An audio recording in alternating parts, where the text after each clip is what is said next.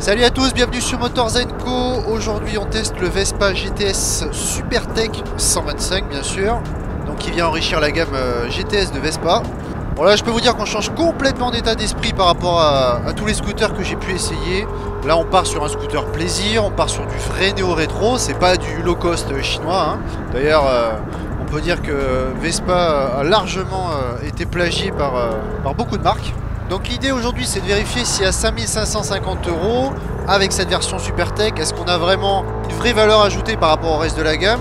Tant qu'à faire, on va éviter de rentrer dans le débat du et si c'était mieux avant. Je pense qu'il faut comparer ce qui est comparable hein. On va regarder s'il y a les qualités essentielles qu'on attend sur un scooter. Et même chose pour ses défauts. Alors déjà, question évolution, on a un éclairage full LED, sans trahir le style original hein. Jusque là... à l'avant comme à l'arrière, on n'a pas de faute de goût, ça reste élégant, on est sur du néo-rétro de qualité, c'est pas du Jackie Tuning. Sur la face avant, on a une cravate qui a été rallongée. Derrière, vous remarquerez les petits éléments de chrome qui ont été ajoutés, ça reste discret. On peut voir aussi des petites grilles façon nid d'abeille qui ont été ajoutées. C'est très subtil, attention hein. Moi, ce que j'apprécie le plus dans l'ensemble, déjà, c'est ce gris qui est vraiment typique des années 50-60.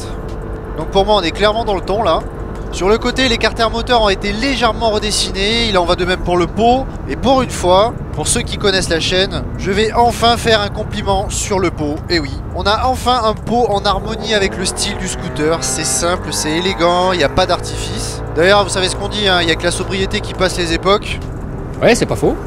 Le gros point positif sur ce scooter, c'est sa position de conduite. Je peux vous dire que pour avoir essayé pas mal de scooters modernes, en général on est en hauteur perché sur une micro-selle anorexique.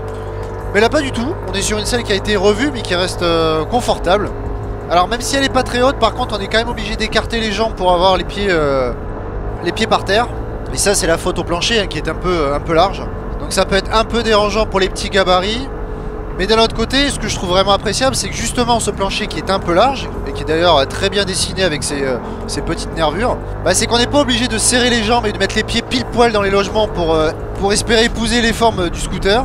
Là non, on peut mettre ses jambes à la cool, les bouger, c'est pas du tout restrictif. Donc vous l'aurez compris, de manière générale, on a une position qui est plutôt confortable, qui est plutôt naturelle. On n'est pas sur une position de Playmobil de scoot moderne, je maintiens ce point et pour moi c'est vraiment très important. Alors vous l'aurez remarqué, il y a des petits trous hein, sur ce scooter, on est sur du 12 pouces. Là encore c'est typique hein, des scooters à l'ancienne. Alors sachez qu'il y a quand même aussi des gros avantages par rapport à ça. Non seulement on a une garde au sol qui est assez basse, ce qui permet aux petits gabarits, comme je disais tout à l'heure, de rester plutôt à l'aise dessus. Mais surtout on gagne énormément en maniabilité. En clair je vous le dis, on est vraiment sur un vélo là-dessus, même à l'arrêt, ça se manœuvre les doigts dans le nez. C'est quand même ce qu'on attend d'un scooter, on va pas se mentir. D'ailleurs le rayon de braquage là-dessus il est vraiment hallucinant. Il pourrait limite faire un tour sur lui-même. C'est vraiment un scooter urbain. Alors autre petit détail qui m'a beaucoup plu, là, très classe, c'est les repose-pieds pour le passager qui sont intégrés au châssis. C'est bien pensé, c'est élégant. D'ailleurs n'hésitez pas à me dire en commentaire ce que vous pensez du duo sur ce scooter. Est-ce que vous êtes vraiment à l'aise? En me renseignant un petit peu, j'ai remarqué que les panneaux de carrosserie latéraux ne seraient pas en plastique, mais bel et bien en bonne vieille ferraille comme à l'époque. Et ça encore, pour moi, c'est vraiment un argument qualitatif, qui est vraiment propre à cette marque hein. Bon, maintenant, j'aimerais vous parler de ce qui me plaît un peu moins, voire même beaucoup moins, c'est quand même le coffre.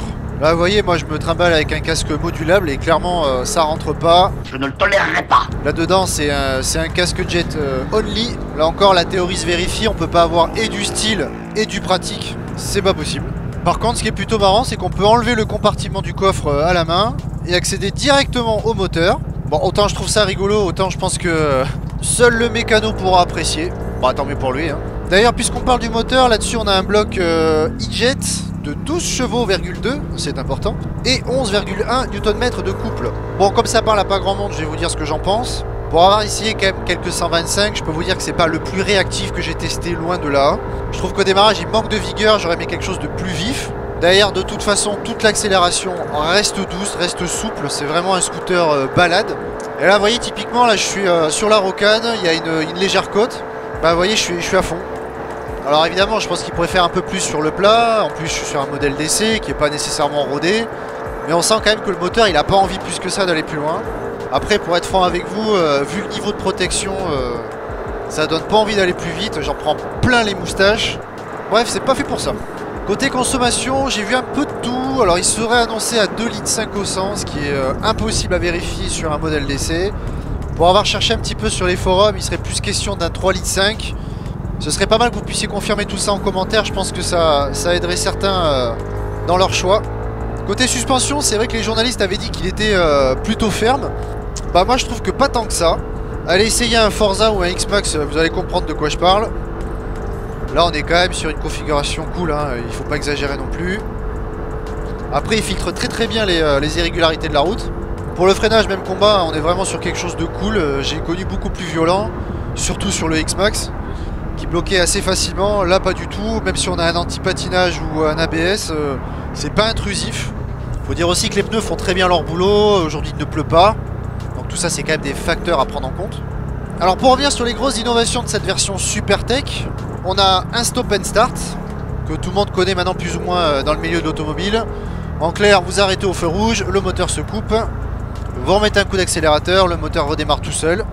Non seulement ça nous épargne le bruit, les vibrations, mais en plus, si on peut gratter quelques litres d'essence sur la durée, bah écoutez, bah pourquoi pas. Alors oui, j'ai failli oublier, on a une petite télécommande qui est fournie avec. Alors attention, on n'est pas sur un système de démarrage sans clé, hein, il n'y a pas de quoi s'exciter non plus. Ça permet d'ouvrir le coffre à distance et de déclencher les warnings pour retrouver son scooter dans un gros parking par exemple. Bon, je m'en fous. Pourquoi pas, pas indispensable mais bon.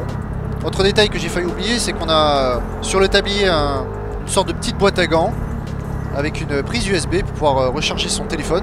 Ce qui est bien, c'est qu'elle est quand même verrouillable. Bon par contre, coucou les fusibles.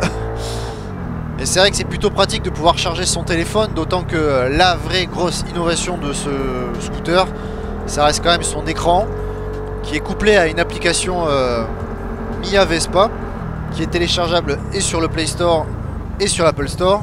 Ça permet notamment d'afficher vos alertes SMS, vos alertes d'appel, de gérer vos musiques si vous avez un casque connecté, et vous avez même une compatibilité de navigation GPS, avec quelques petits symboles, qui permettent quand même de vous guider, et ça c'est plutôt sympa. C'est vrai que ça fait partie pour moi des aspects pratiques qu'on peut attendre d'un scooter, donc c'est le bienvenu. Mais je trouve qu'on reste quand même encore dans le bon goût du néo-rétro. C'est quand même un peu plus sympa que le vieux compteur à aiguille qui était un peu trop basique maintenant je trouve, surtout à notre époque. Bon, maintenant je vais vous donner mon verdict sur ce scooter. Pour moi on est vraiment sur un équivalent d'une Fiat 500 ou d'une Mini dans l'automobile. C'est-à-dire qu'on est avant tout sur un objet plaisir. Pour moi c'est quand même le seul scooter mignon, sympa qui existe. Normalement un scooter par définition bah, plutôt utilitaire, pas forcément beau. C'est vrai que toutes ces améliorations, je pense à l'écran, je pense au stop and start, l'éclairage full LED, etc. Ce sont des choses qui apportent un vrai plus. Mais c'est vrai qu'on n'en fera jamais un vrai utilitaire. Si vous voulez quelque chose de pratique et de performant, prenez un Forza, prenez un X-Max. Surtout qui sont quasiment 1000 € moins chers. Là ça reste un objet citadin chic. Je sais que ça va beaucoup troller en commentaire. Moi j'ai envie de dire que chacun ses goûts, chacun fait ce qu'il veut avec son budget. Après tout il y en a bien qui se ruinent avec des sportifs pour rouler sur des routes à 80. Dites-vous, vous foutez de moi là en ce moment, hein. Bref, je vous laisse juger tout ça en commentaire. En tout cas j'espère que cet essai vous aura été utile. Pensez à laisser un petit pouce bleu si ça vous a plu, ça aidera la vidéo à progresser. D'ailleurs je remercie tous les nouveaux arrivants qui sont bien entendu empressés de s'abonner, évidemment. Et d'ici là je vous dis complètement à bientôt sur Motors & Co.